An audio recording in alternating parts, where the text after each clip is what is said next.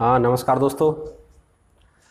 तो आज के इस वीडियो में हम लाए हैं राजस्थान के त्यौहार और राजस्थान के त्यौहार पार्ट नंबर 3। इससे पहले भी हम 2 वीडियो बना चुके हैं, 3 वीडियो बना चुके हैं।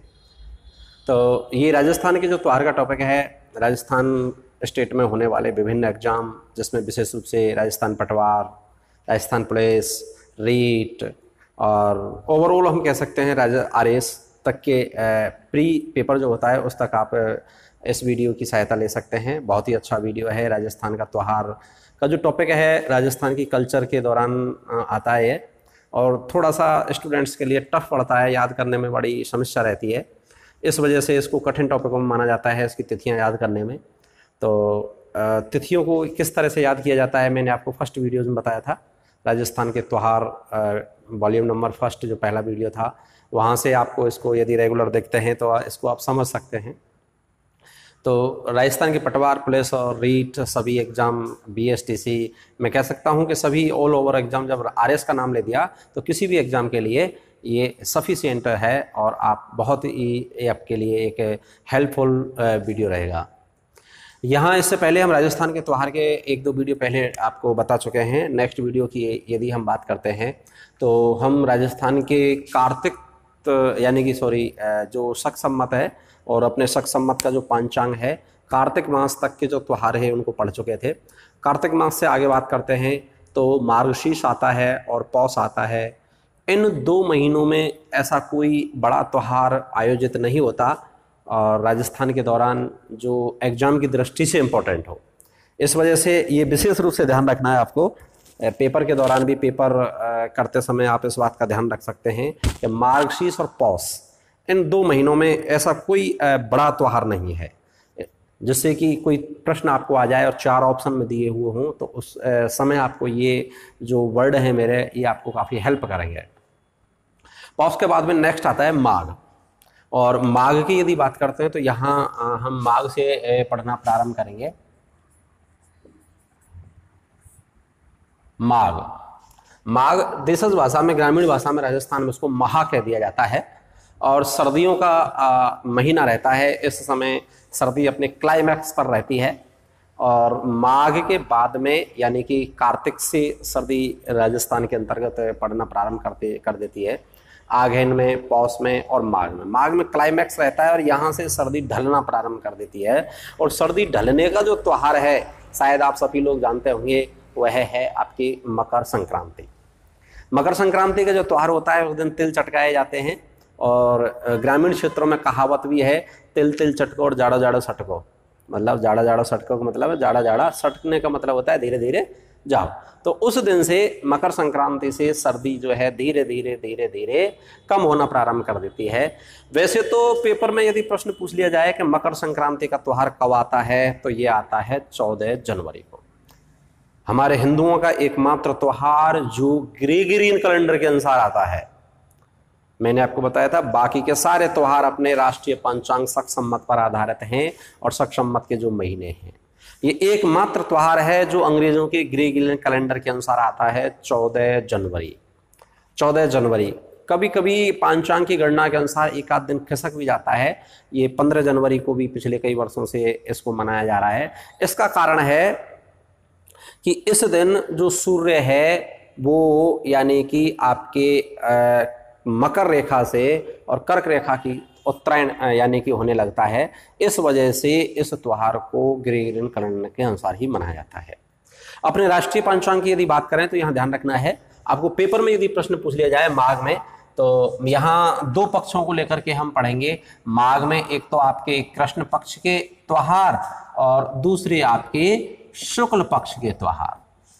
तो यहाँ माघ के महीने में आने वाला एक त्यौहार है मकर संक्रांति।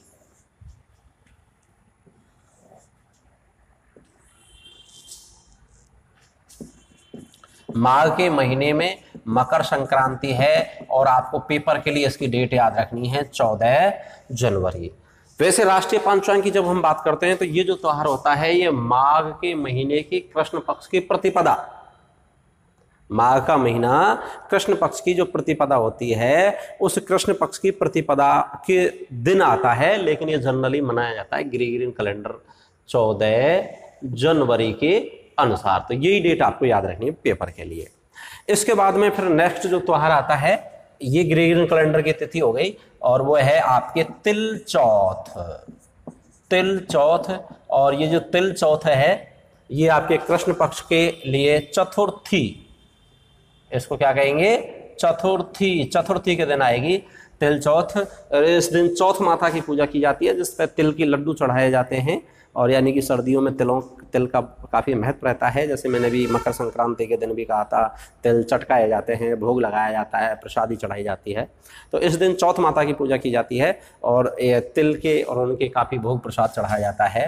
तो ये है आपके तिल चौथ।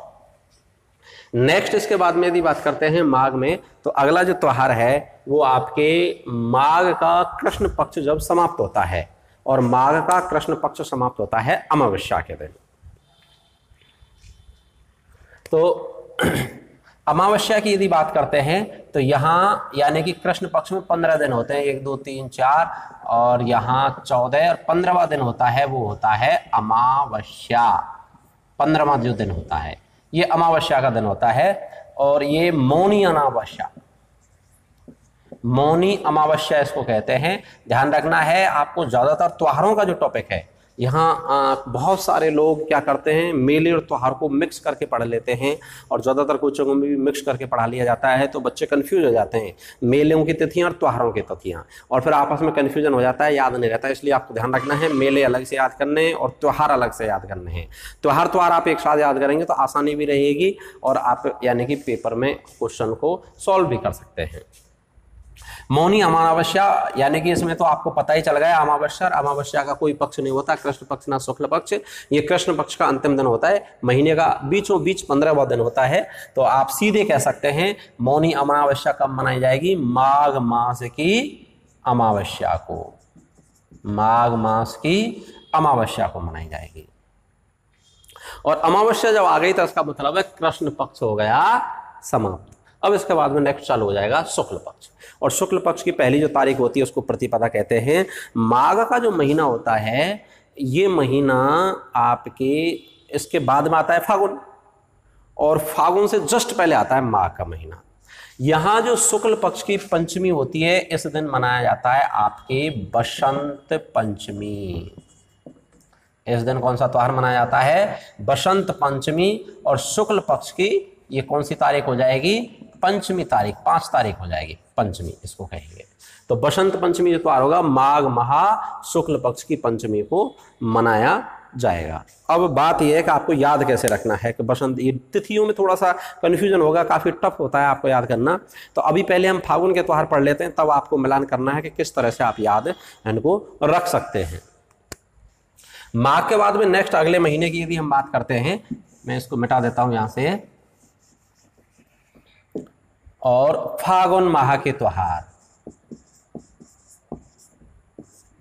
दिख रहा है ना, फागुन माह के त्योहार। और फागुन माह के त्योहार यहां से इसको बंद कर देते हैं, देखिए। और फागुन माह के त्योहारों की यदि बात करते हैं तो फागुन का जो महीना होता है अपने शक संवत के पंचांग का अंतिम महीना होता है, 12वां महीना होता है। और इस फागुन के यानी कि त्योहार में, महीने में मुख्य रूप से 2 त्योहार होते हैं, और ये 2 त्योहार होते हैं आपके, एक नंबर 1 महाशिवरात्रि, महाशिवरात्रि, और दूसरा आपके मुख्य रूप से होली, महाशिवरात्रि और होली। महाशिवरात्रि जो है ये आपके है, होली यहाँ हम इधर लिखेंगे दूसरी साइड में होली को। तो 2 त्योहार, नंबर 1 महाशिवरात्रि, और ये हो जाएगा फागुन में कृष्ण पक्ष की चतुर्थदशी यानी कि 14 बोल देते थे देश में। और दूसरा है आपके होली, दूसरा त्योहार कौन सा है, होली। होली का जो त्योहार है आपको ध्यान रखना है, इससे पहले भी मैंने आपको कहा था 2 त्योहार तो आपको सीधे सीधे याद रखने ही हैं, होली और दीपावली, क्योंकि ये अपने भारत में हिंदुओं के सबसे बड़े त्योहार हैं।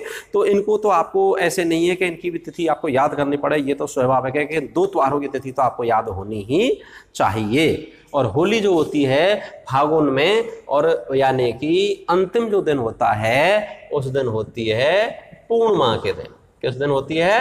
पूर्णिमा के दिन। और ये त्यौहार तो आपको बहुत सारे फिल्मों में भी गीत हैं, बहुत सारे ग्रामीण क्षेत्रों में भी गीत हैं। ग्रामीण राजस्थान का ग्रामीण क्षेत्र है, होली आई फागुनिया, यानी कि फागुन के महीने में होली आती है। तो इस तरह से फागुन के महीने में होली आती है और फागुन का जो पूर्णिमा अंतिम दिन होता है उस दिन होली का त्यौहार मनाया जाता है। अब बात यह कि सीधी सीधी इसको तो हम किताब में से भी पढ़ सकते हैं, याद कैसे रखना है। ये आपको विशेष सबसे महत्वपूर्ण जो एक सहयोगी वर्ड होगा वो यही होगा कि इसको याद कैसे रखना है। तो ध्यान रखना है कि फागुन का जो महीना होता है जिसमें होली का त्यौहार आता है, ये जनरली आपके मार्च के महीने के आसपास आता है, मार्च महीने के लगभग में आता है। और आपको याद होगा कि सबसे बड़ी विडंबना यही रहती है स्टूडेंट की कि इन दो त्योहारों को जब तक वो बोर्ड एग्जाम देता है 10th के 12th के, इन फागुन वाले त्योहारों को वो अच्छे से नहीं मना पाता है। ये आप लोगों को भी याद होगा। और उसका कारण क्या है कि मार्च के महीने में ही तो बोर्ड के एग्जाम शुरू होते हैं और तब ये दो त्यौहार आते हैं, महाशिवरात्रि और होली। तो इसमें बड़ी असमंजस रहती है। कई बहुत सारे बच्चे रूम से घर भी नहीं जाते त्योहारों को मनाने के लिए बोर्ड एग्जाम की वजह से, और कई बार पढ़ाई की प्रेशर की वजह से घर से बाहर भी नहीं निकलते। तो ये दो त्यौहार बड़े याद रहते हैं बच्चों को कि ये बोर्ड एग्जाम के दौरान यानी कि उसके आसपास में पढ़ते हैं, मार्च के लगभग में, फागुन के महीने में पढ़ते हैं। और फागुन के महीने में जब पढ़ते हैं तो यहाँ उस समय खेती का भी काम होता है राजस्थान में, सरसों और उसकी कटाई प्रारंभ होती है। खेती का काम भी नहीं करते हैं तो बड़े बच के डोलते हैं। तो ये दो त्यौहार बड़े अच्छे से याद रहते हैं, मस्तिष्क में छपे हुए रहते हैं बोर्ड एग्जाम की दृष्टि से और खेतों में काम करने की वजह से कि उसी समय सरसों कटाई वगैरह रहती है। तो इन दो त्योहारों को आपको ध्यान रखना है। अब ये याद कैसे होंगे? जैसे कि महाशिवरात्रि है, इसका दूसरा नाम है भोला चौदस। भोला चौदस, भोले यानी भोले बाबा, भगवान शिव, महाशिव, शिव की इसमें पूजा की जाती है। और ऐसा कहा जाता है इस दिन शिवलिंग भगवान शिव का लिंग के रूप में उद्भव हुआ था और इसी दिन पार्वती जी और शिव जी का विवाह हुआ था। इस उपलक्ष्य में इस त्योहार को मनाया जाता है। और शिव जी की लिंग के रूप में जो उत्पत्ति भी इसी दिन हुई थी, इसको भोला चौदस, भोले भगवान शिव शंकर को कहते हैं। और चौदस का मतलब चतुर्थदशी, इससे आप इसको याद रख सकते हैं। दूसरा आपके होली, जैसे मैंने कहा होली आई फागुनिया से बहुत सारे गीत रहते हैं और फागुन के महीने में होली आती है और फागुन का अंतिम जो दिन होता है वो पूर्णिमा के दिन यानी कि होली आती है। और पूर्णिमा के दिन जब होली आती है, और उधर ध्यान रखना दीपावली आती है आपकी कार्तिक अमावस्या, यानी कि महीने में 2 दिन इंपॉर्टेंट होते हैं, एक अमावस्या और एक पूर्णिमा। और 2 त्योहार इंपॉर्टेंट हैं। होली पूर्णिमा को आ रही है, फागुन का अंतिम दिन जन्म होगा पूर्णिमा तो, और दीपावली जो होगी वो अमावस्या के दिन है। ये 2 त्योहार आपको यदि ये यहां से याद हो गए, महाशिवरात्रि होली फागुन के महीने में आएंगे, भोला चौदस इसको कहेंगे, तो ये चौदस का मतलब चतुर्थदशी, 14वीं जो तारीख होगी कृष्ण पक्ष की। इससे ध्यान रखना है। अभी थोड़ी देर पहले मैंने आपको कहा था बसंत पंचमी, जनरली आपको याद नहीं रहती, भूल जाते हैं। बसंत पंचमी ये आती है आपके माघ के महीने में शुक्ल पक्ष की पंचमी को, और इसको बसंत पंचमी इसलिए कहते हैं कि अपने यानी कि यहाँ हिंदू त्योहारों में और उसमें जब जनरली बात करते हैं तो 6 ऋतुओं की बात की गई है। और 6 ऋतुएं जो हैं उसमें बसंत ऋतु जो आती है, बसंत ऋतु जो आती है, और बसंत ऋतु आपके इस माघ महीने में इस समय आती है। इस समय बसंत खिलता है, क्योंकि अभी थोड़ी देर मैंने आपसे पहले बताया था कि होली का त्यौहार और ये जब आते हैं तो सरसों की कटाई होती है राजस्थान में। उसके बाद में थोड़े दिन बाद में यानी कि गेहूं की कटाई होती है, तो बच्चों पर उधर काम करने का भी प्रेशर रहता है, बोर्ड एग्जाम का भी प्रेशर रहता है इन्हीं त्योहारों के आसपास में। तो इनकी जब कटाई हो रही है फागुन के महीने में सरसों की, तो उससे पहले बसंत को क्या कहते हैं आपको पता है? बसंत जो ऋतु होती है उसमें नई कली खिलती है, नई कोपल खिलती है, नए फूल खिलते हैं और चारों ओर यानी कि हरियाली छा जाती है, फूलों की एक बौछार आ जाती है बसंत के महीने में। बसंत के महीने में फूल खिलते हैं, उनकी कलियां खिलती हैं, उसको बसंत ऋतु कहते हैं। तो जब आप विशेष रूप से जैसे सरसों के खेत में जब फूल आएंगे, पीले फूल जो आते हैं, तो वो बसंत ऋतु में आते हैं। बसंत जो पंचमी है, इसी दिन सरस्वती का पूजन किया जाता है, पीले कपड़े पहने जाते हैं और पीले ही फूल आते हैं ज़्यादातर, तो इस वजह से ये बसंत पंचमी को पीले रंग का भी एक विशेष महत्व है।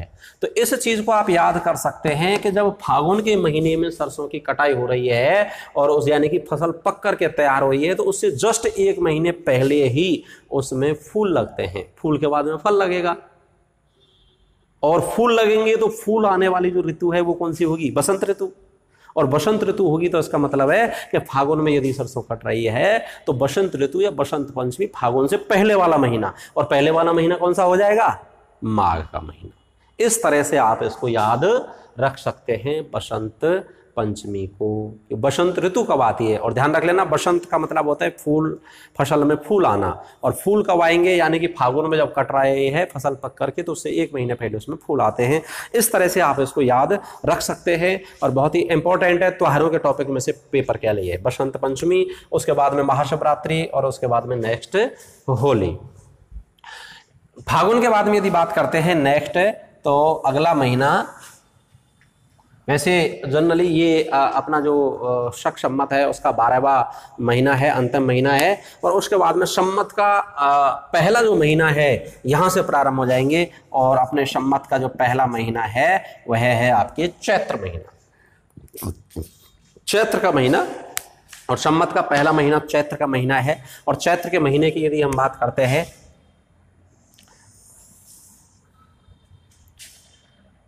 तो सबसे पहले चैत्र में भी यानी कि इस मास को भी 2 पक्षों में लेकर के चलेंगे। नंबर 1 कृष्ण पक्ष और नंबर 2 शुक्ल पक्ष। तो चैत्र मास के यानी कि सबसे पहले जो त्योहारों की यदि बात करते हैं हम कृष्ण पक्ष में, और कृष्ण पक्ष में यदि बात करते हैं तो होली के जस्ट अगले दिन, स्वाभाविक है आप सभी लोग जानते होंगे, होली के जस्ट दूसरे दिन क्या आता है? धुलंडी। जो होली के जस्ट दूसरे दिन कौन सा त्योहार आता है? धुलंडी का त्योहार आता है।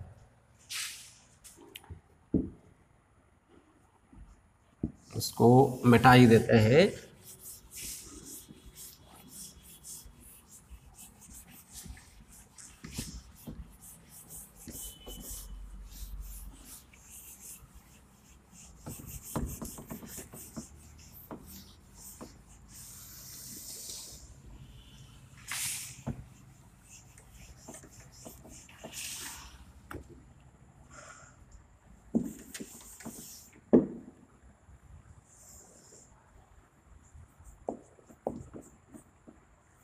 ध्यान रखना है पेपर की दृष्टि से, या तो श्रावण और भादों के त्योहार सबसे ज्यादा इंपॉर्टेंट है, वहां से प्रश्न पूछा जाता है, या चैत्र मास, यहां से भी प्रश्न पूछने की पूरी संभावना रहती है। तो चैत्र में यदि बात करते हैं तो जैसे कि हमने अंतिम महीना फागुन, और फागुन का जैसे अभी बात की थी कि होली का जो त्योहार है वो फागुन का अंतिम दिन पूर्णिमा, फागुन पूर्णिमा को आएगा, और होली के जस्ट अगले दिन आएगी धुलंडी। तो इसका मतलब है फागुन का महीना पूर्ण हो गया, खत्म हो गया, तो अगला महीना चैत्र, और चैत्र मास का पहला दिन कृष्ण पक्ष प्रतिपदा।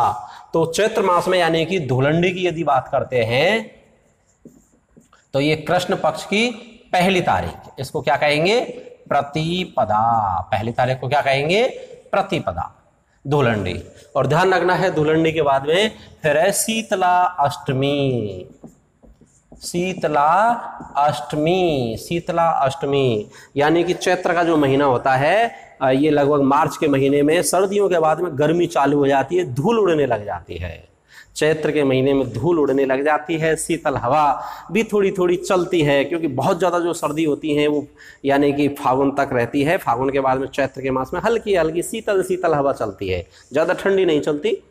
तो धूल उड़ती है, शीतल हवा चलती है, ये आपको दोनों ध्यान रखना है। धुलंडी यानी कि कृष्ण पक्ष की प्रतिपदा, शीतला अष्टमी। और शीतला अष्टमी मैंने आपको बताया त्योहार में अधिकांश त्योहारों में तिथि तो साथ में जुड़ी हुई रहती है, आपको रटने की आवश्यकता नहीं है। और शीतला अष्टमी है आपके अष्टमी को, 8वीं को शीतला अष्टमी यानी कि चैत्र मास के कृष्ण पक्ष की अष्टमी। यहाँ विशेष रूप से आपको ध्यान रखना है, एक बहुत ही इंपॉर्टेंट फैक्ट मैं आपको बताने जा रहा हूँ कि ज़्यादातर देवियों के जो मेले हैं या उनकी पूजा है वो नवरात्रों में की जाती है, और नवरात्रा वर्ष में 2 बार आते हैं, एक आपके चैत्र मास में और एक आपके आश्विन मास में।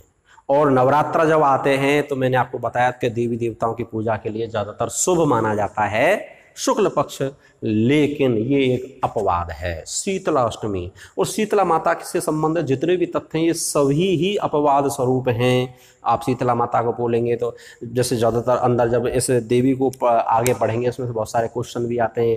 ये खंडित रूप में पूजी जाती है, जबकि देवी देवता कभी खंडित रूप में नहीं पूजे जाते हैं, तो ये भी एक अपवाद है। ज़्यादातर शुक्ल पक्ष में नवरात्रों में देवियों की पूजा होती है, इसकी कृष्ण पक्ष में होती है, ये भी अपवाद है।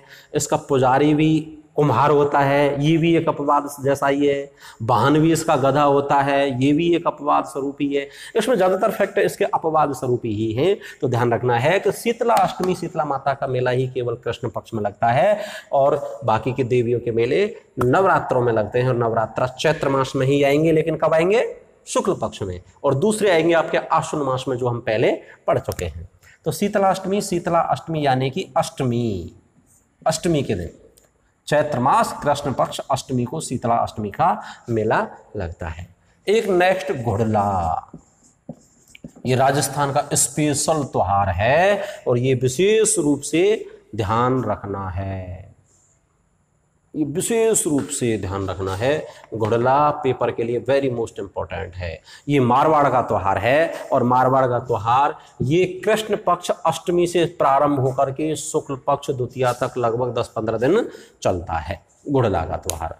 और ये होता क्या है कि घुड़ला का जो त्योहार है इस दिन मारवाड़ में एक आपके मल्लू खां का सेनापति था घुड़ेल खां, जो मारवाड़ में तीजड़ियों को बंदी बना करके ले गया। यानी कि झूला झूलती हुई जो लेडीज़ और यानी कि जो कन्याएं थी उनको बंदी बना करके ले गया था मल्लू खां का सेनापति घुड़ेल खां। तो राव शातल उस घुड़ेल खां को मार करके उन तीजड़ियों को छुड़ा करके वापस मारवाड़ आते हैं। तो मारवाड़ में उनका भव्य स्वागत किया जाता है दीप जला करके, जैसे भगवान श्री राम 14 वर्ष बाद में अयोध्या वापस लौटे थे वनवास से, उसी प्रकार से शातल देव का भी स्वागत किया जाता है। उसी उपलक्ष्य में ये त्योहार मनाया जाता है, घुड़ला त्योहार। और इस दिन महिलाएं एक छिद्रयुक्त मटका लेती हैं और छिद्रयुक्त मटके में एक दीपक रख लेती हैं, और दीपक जब रख लेती हैं उसके बाद में 4-5 महिला ऐसे होती हैं। तो रात्रि के समय जब दीपक का प्रकाश है उन मटके के छिद्रों में से निकलता है, तो दूर से देखने पर ऐसा लगता है कि एक ही मटके में जितने छिद्र उतने ही दीपक दिखाई देते हैं रात्रि के समय। उनमें से जब प्रकाश निकलता है तो बड़ी मनोहारी एक दृश्य लगता है उस मटके का, केवल प्रकाश निकलता हुआ ही दिखाई देता है रात्रि के समय जब बात करते हैं। तो इस प्रकार के मटकों को लेकर के रात्रि के समय ग्रामीण क्षेत्रों में महिलाएं नृत्य करती हैं। ये घुड़ला त्योहार है, वेरी मोस्ट इंपॉर्टेंट आपके एग्जाम की दृष्टि से यदि बात करते हैं, और ये कृष्ण पक्ष अष्टमी से ही प्रारंभ हो जाता है। इसके बाद में नेक्स्ट बात करते हैं घुड़ला के बाद में, ये आपके हो गए कृष्ण पक्ष के, और कृष्ण पक्ष के बाद में फिर आपके बात करेंगे नेक्स्ट तो आपके आ जाएगा शुक्ल पक्ष है। यहाँ एग्जाम राजस्थान की आरपीएससी का एग्जाम, कर्मचारी चयन बोर्ड एक्ट का है, जितनी भी प्रतियोगी परीक्षाएं होती हैं सबसे ज्यादा जो प्रश्न पूछा जाता है, सबसे ज्यादा जो इंपॉर्टेंट है, जिसकी चर्चा हम पहले कर चुके थे, भारत का नव संवत्सर, हिंदुओं का नव संवत्सर। और हिंदुओं का नव संवत्सर माना जाता है विक्रम संवत से, और विक्रम संवत से जब नव संवत्सर बैठता है, लेकिन गणना करते हैं हम राष्ट्रीय पंचांग से, और राष्ट्रीय पंचांग शक संवत पर आधारित है। तो नव संवत्सर प्रथम महीना चैत्र मास है। नई साल तो हिंदुओं की होनी तो चाहिए थी चैत्र मास के पहला महीना चैत्र, जैसे अंग्रेजों का जनवरी की 1 तारीख नई साल होती है, ऐसे हिंदुओं का होना चाहिए चैत्र मास कृष्ण पक्ष की प्रतिपदा 1 तारीख। लेकिन ये अपवाद है और एग्जाम में ज्यादातर क्वेश्चन अपवाद के ही पूछे जाते हैं। और ये अपवाद क्या है कि कृष्ण पक्ष की प्रतिपदा से नव संवत्सर नई साल प्रारंभ नहीं होती, शुक्ल पक्ष की प्रतिपदा से होती है। तो ये नव संवत्सर वेरी मोस्ट इंपॉर्टेंट, एग्जाम का बहुत बार रिपीट हुआ है, आरपीसी में पूछा गया है नव संवत्सर। और नव संवत्सर शुक्ल पक्ष की प्रतिपदा, इसको सीधा सीधा आप रट लीजिए, याद कर लीजिए जो कुछ हो, वेरी मोस्ट इंपॉर्टेंट। नव संवत्सर नई साल, चैत्र मास के शुक्ल पक्ष की प्रतिपदा। अरे एंगल, तो ये नव संवत्सर का जो त्योहार है ये शुक्ल पक्ष की प्रतिपदा को यानी कि आयोजित होता है। इसके बाद में शुक्ल पक्ष में यदि बात करते हैं तो चैत्र मास में ही सबसे महत्वपूर्ण जो त्योहार है और वो है आपके गणगौर। गणगौर का जो त्योहार है वो इतना तो शायद आपको याद ही रह जाता है कि तृतीया तीज के दिन मनाया जाता है। गणगौर का त्यौहार तीज के दिन मनाया जाता है। और ध्यान रखना, राजस्थान में एक त्यौहार और होता है सिंजारा। सिंजारा का जो त्यौहार होता है वो महिलाएं तीज से एक दिन पहले, हमेशा द्वितीय को, जितनी भी तीज होंगी, छोटी तीज, बड़ी तीज, गणगौर, इससे एक दिन पहले द्वितीयों को महिलाएं अपना सौंदर्य प्रसाधन यानी कि रूप सौंदर्य संवारती हैं। और उस रूप सौंदर्य को संवारने को उसको सिंजारा करना कहते हैं। ये हमेशा तीज से एक दिन पहले आएगा, इसका मतलब द्वितीया को आएगा। तो हम चैत्र मास में यदि हम बात करते हैं तो चैत्र मास में दो त्यौहार हुए, एक तो गणगौर, और गणगौर से पहले हमेशा गणगौर तीज को आएगी, तो उससे जस्ट पहले हम पढ़ लेंगे यानी कि सिंजारा।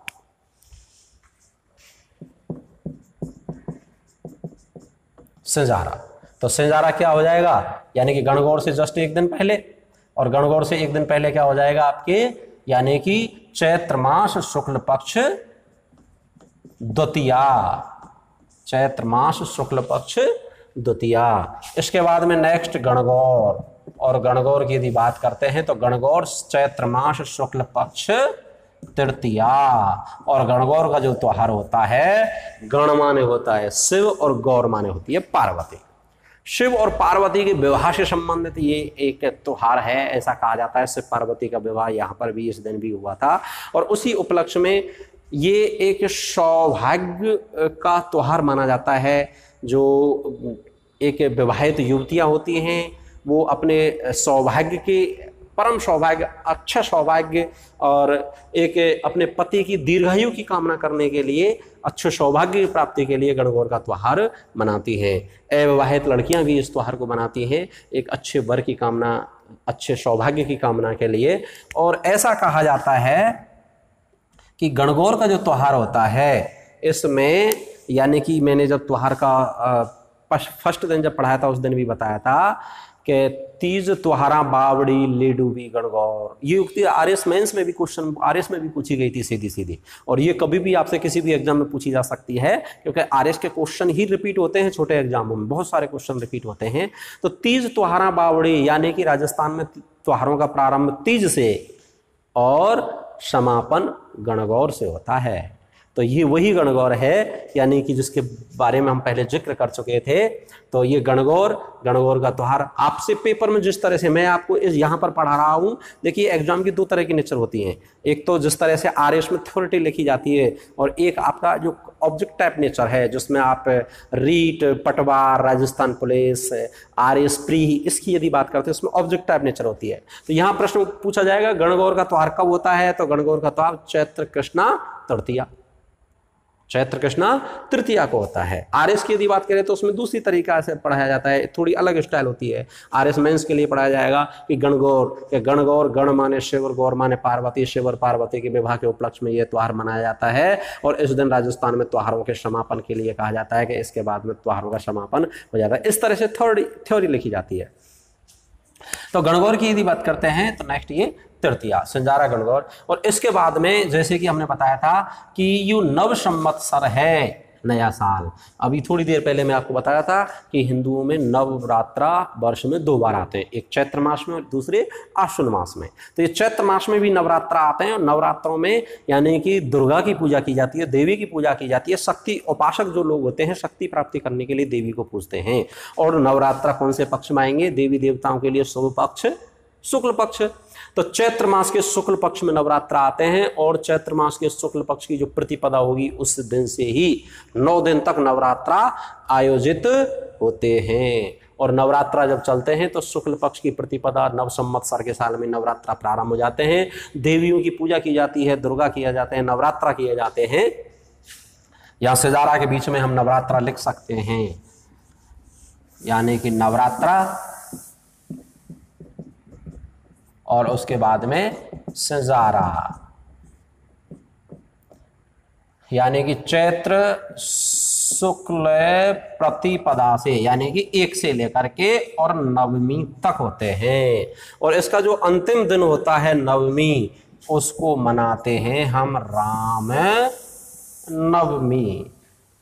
शुक्ल पक्ष यानी कि इसी दिन, यानी कि जो नवमा दिन होता है चैत्र मास के नवरात्रों का, राम नवमी, राम के जन्म दिवस के रूप में इस त्योहार को मनाया जाता है। राम नवमी हिंदुओं का एक विशेष त्योहार है।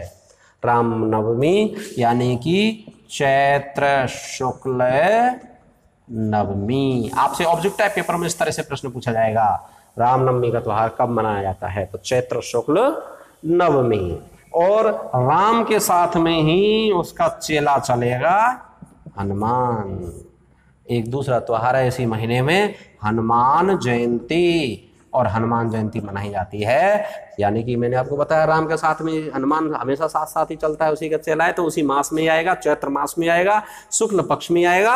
और ये महीने का अंतिम दिन पूर्णिमा, महीने का अंतिम दिन कौन सा होगा, पूर्णिमा। महीने के अंतिम दिन पूर्णिमा के दिन हनुमान जयंती मनाई जाती है। तो ये हो गए आपके चैत्र मास के।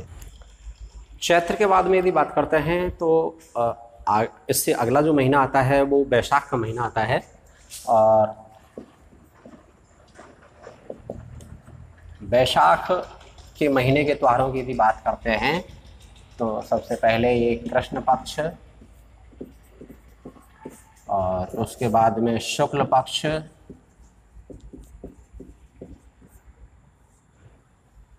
कृष्ण पक्ष में बैसाख में विशेष रूप से आपको ध्यान रखना है दो त्योहार हैं, दो इंपॉर्टेंट हैं, और दोनों त्योहार इंपॉर्टेंट है, एग्जाम की दृष्टि से भी इंपॉर्टेंट है। नंबर 1 आखा तीज।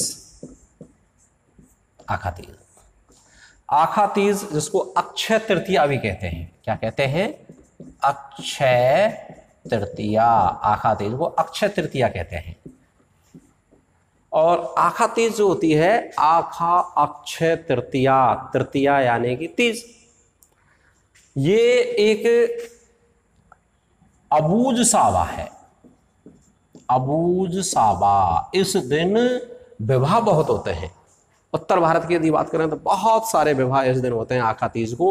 अबूझ सावा मतलब जैसे कि हिंदू धर्म में तो शादी जब की जाती है तो पंडित जी से सावा निकलवाया जाता है, शुभ मुहूर्त निकलवाया जाता है। लेकिन किसी लड़का या लड़की के नाम से कोई शुभ मुहूर्त नहीं निकल रहा है, साया नहीं निकल रहा है, तो शादी में कोई अड़चन आ रही है, साल 2 साल 3 साल, और यदि वेट नहीं कर सकते हैं तो ये त्योहार सबसे, यानी कि ये जो दिन है सबसे उपयुक्त है, और जिसको वेट करने की कोई आवश्यकता नहीं है, 1-2 साल की आप इस दिन शादी कर सकते हैं। और इसी कारण अबूझ सावे के कारण ही उत्तर भारत में इस दिन सर्वाधिक बाल विवाह होते हैं। सर्वाधिक बाल विवाह, ये भी एग्जाम में पूछा गया है और आगे भी पूछा जा सकता है कि सर्वाधिक बाल विवाह किस त्योहार के दिन आयोजित किए जाते हैं, किस दिन आयोजित होते हैं। तो ये होते हैं आपके आखा तीज, या जिसको अकतीज भी कहते हैं, और इसी दिन होते हैं क्योंकि इस महीने में, बैसाख के महीने में उत्तर भारत में फसल का आगमन होता है। और किसान जो राजस्थान है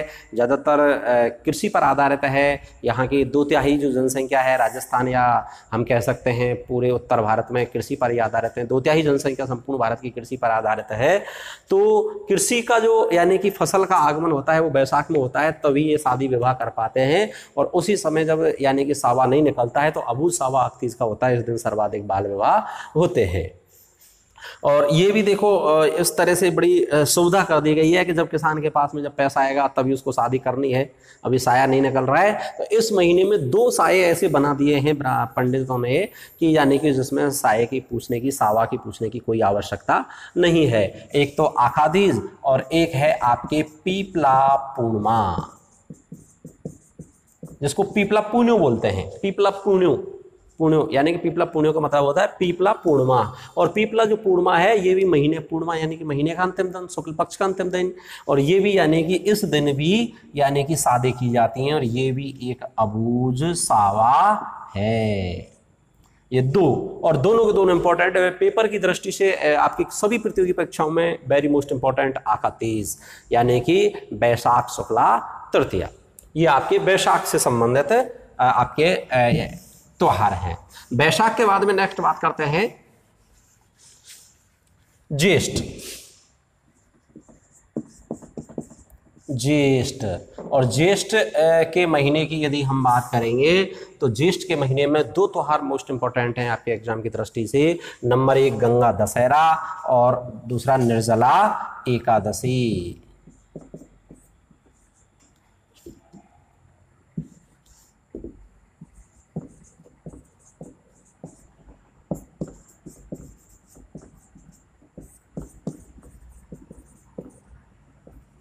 गंगा दशहरा और निर्जला एकादशी। तो गंगा दशहरा और निर्जला एकादशी की यदि बात करते हैं तो ये गंगा दशहरा है। और ये जो गंगा दशहरा, इस दिन भी बहुत सारी शादियां होती हैं यानी कि पूरे ही उत्तर भारत में। और ये प्रश्न आ जाए गंगा दशहरा का त्योहार कब आता है, तो ज्येष्ठ शुक्ल पक्ष की 10वीं, शुक्ल पक्ष की कौन सी 10वीं या दसम, 10वीं या दसम के दिन गंगा दशहरा होता है। और ये दोनों त्योहार आपको एक साथ याद रखने, गंगा दशहरा निर्जला एकादशी। क्यों दशहरा और एकादशी, 10 और 11, एकादशी का मतलब 1 और 10 11। तो निर्जला एकादशी, ये निर्जला एकादशी का बड़ा महत्व है। इसमें जो विशेषकर युवतियां और निर्जल, बिना जल पिए रहती हैं, पूरे दिन उपवास रखती हैं और सूर्य उदय होने के बाद में अगले दिन सूर्य उदय होने तक वो जल नहीं पीती हैं। और इस त्योहार का महत्व इसलिए है कि ये जो त्योहार बिना जल पिए, किस महीने में, जेठ के महीने में। और जेठ के महीने में सबसे ज़्यादा खतरनाक गर्मी पड़ती है। यानी कि कई बार हमें क्या है कि ग्रीगोरियन कैलेंडर तो याद रह जाता है कि सबसे ज़्यादा गर्मी कहीं पड़ती है, मई जून में पड़ती है, वो तो हमें याद रह जाता है। लेकिन अपने सम्मत की यदि बात करें तो सबसे ज़्यादा जो यानी कि गर्मी पड़ती है, दोपहरी जो पड़ती है, तेज़ धूप जो पड़ती है, वो जेठ के महीने में पड़ती है। आपको वो राजा बाबू फिल्म का गाना भी याद होगा, सरकाली खटिया जाड़ा लगे। उसमें गाने में आता है कि जेठ की दोपहरी में रस टपके, यानी कि पसीना टपकता है। तो जेठ की दोपहरी सबसे खतरनाक मानी गई है, सबसे ज़्यादा गर्मी पड़ती है उसमें। और ये जो है ऐसी गर्मी में और ऐसे यानी कि दोपहरी वाला जो समय होता है उसमें बिना जल पिए और जो लेडीज़ यानी कि युवतियां रहती हैं, बड़ा कठिन कार्य होता है। तो इस वजह से इसका नाम है निर्जला एकादशी, बिना जल के रहा जाता है एकादशी। और प्रश्न आपसे पेपर में आएगा निर्जला एकादशी का त्योहार कब यानी कि मनाया जाता है। तो ध्यान रखना है कि निर्जला का जब नाम आ जाए तो सबसे ज़्यादा गर्मी पड़ेगी जेठ के महीने में। और जेठ के महीने में आपको शुभ पक्ष कौन सा माना गया है, ज़्यादातर मैक्सिमम त्योहारों के लिए शुक्ल पक्ष माना गया है। तो जेठ शुक्ला एकादशी को निर्जला एकादशी का त्योहार मनाया जाता है। चैत्र वैशाख ज्येष्ठ, अब है आपके लास्ट आषाढ़। आषाढ़ यानी कि जिसमें आषाढ़ी बोते हैं, जिसमें साड़ बोते हैं। कई बार यानी पूर्वी राजस्थान में इसको साड़ बोना कह देते हैं। आषाढ़ यानी कि फसल 2 बार बोई जाती है, एक तो आषाढ़ में बोई जाती है और एक उस समय दूसरी जो फसल होती है वहाँ आपके क्वार कार्तिक में जो बोते हैं, यानी कि जिसको बैसाख की फसल कहते हैं, जो बैसाख में काटी जाती है।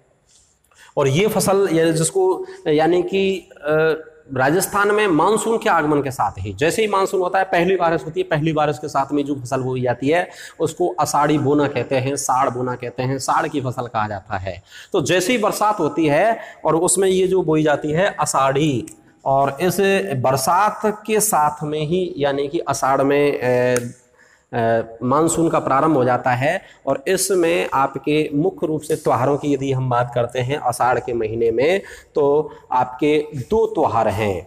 एक तो है देवशैनी एकादशी, देवशैनी एकादशी, और आपके दूसरा है गुरु पूर्णिमा। देवशैनी एकादशी और गुरु पूर्णिमा।